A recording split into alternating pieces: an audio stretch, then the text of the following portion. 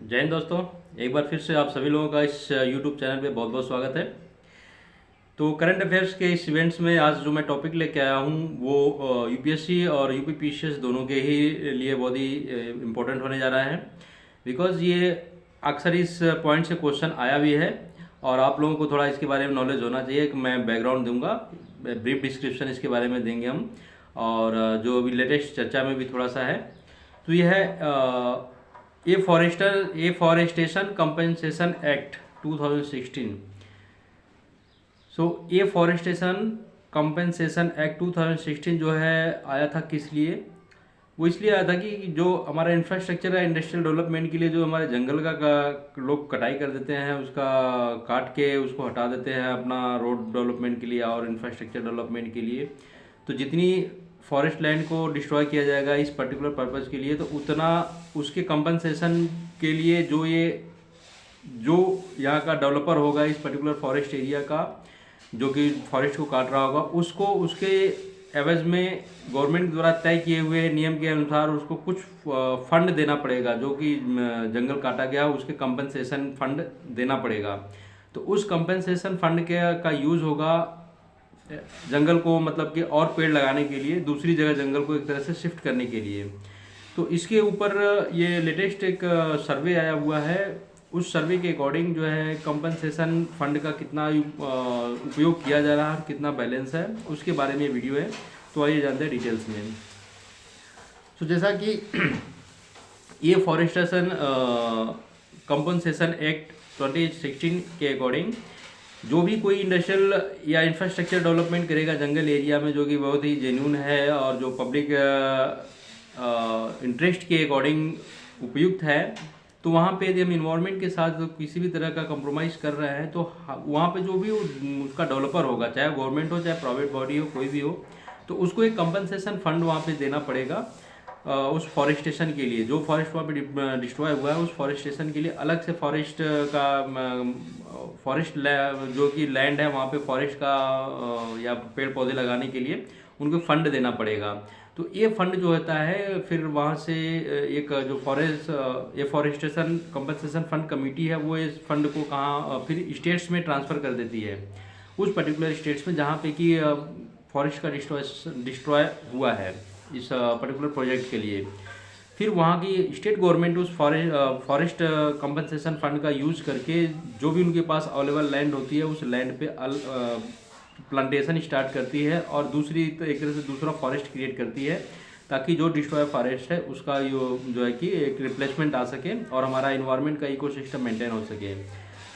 तो अभी जो सर्वे है उसमें क्या खुलासा हुआ है कि इसमें जो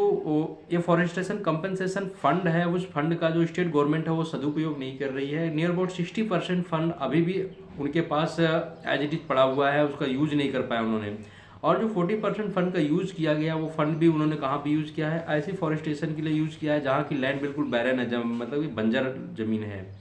तो बंजर ज़मीन, पथरीली कंकरीली ज़मीनों पे लोगों ने पेड़ लगा दिए, वहाँ पे बस फॉर्मेलिटीज़ हो गई पेड़ लगाने की, बट वहाँ पे एक्चुअल में पेड़ जो है कि जंगल का रूप नहीं ले पाए। और जो जंगल का इकोसिस्टम उन्होंने, नेचुरल जंगल का इकोसिस्टम डिस्ट्रॉय किया था, वो नेचुरल इकोसिस्टम अभी तक कहीं भी नहीं सेटअप हो पाया है प्रैक्टिकली या यू कैन से कि मैनुअली। तो इस चीज़ के लिए फिर अभी इसका जो एक मिसयूज या जो हमारे इन्वायरमेंट के साथ इसका एक सीधा सीधा एक कंप्रोमाइज़ किया जा रहा है यहाँ पे, कि इन्वायरमेंट को डैमेज किया जा रहा है इंफ्रास्ट्रक्चर के लिए, और साथ ही साथ इसके ऊपर कोई गवर्नमेंट प्लान नहीं कर रही है ताकि इस फॉरेस्ट कंपनसेशन फंड का प्रॉपर उपयोग हो सके।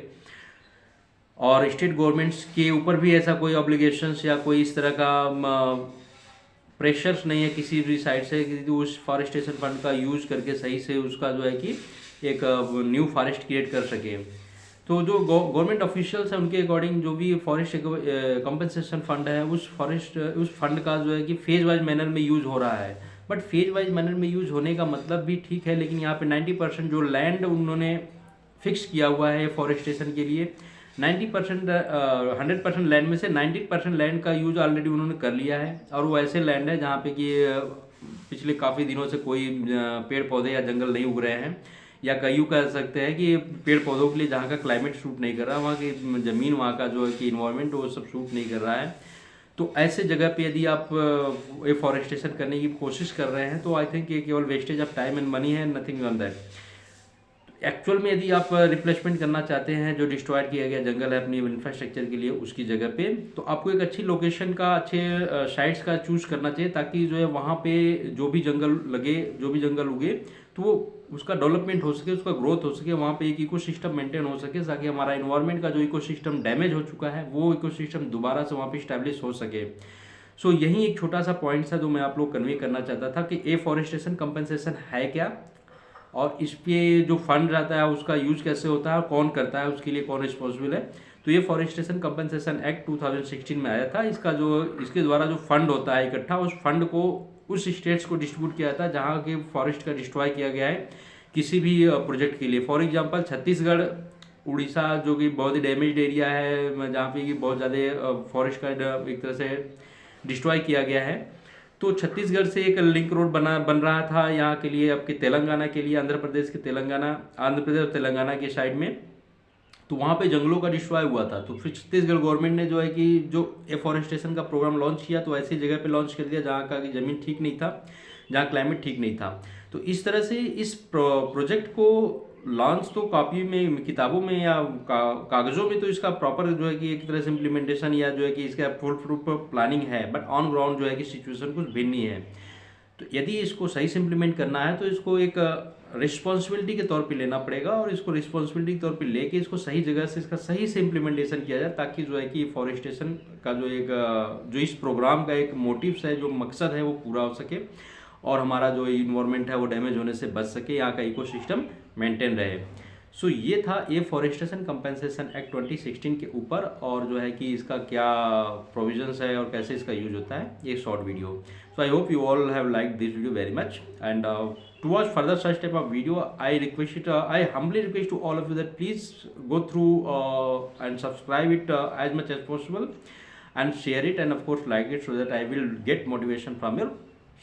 subscription and liking. Thank you very much for watching this video.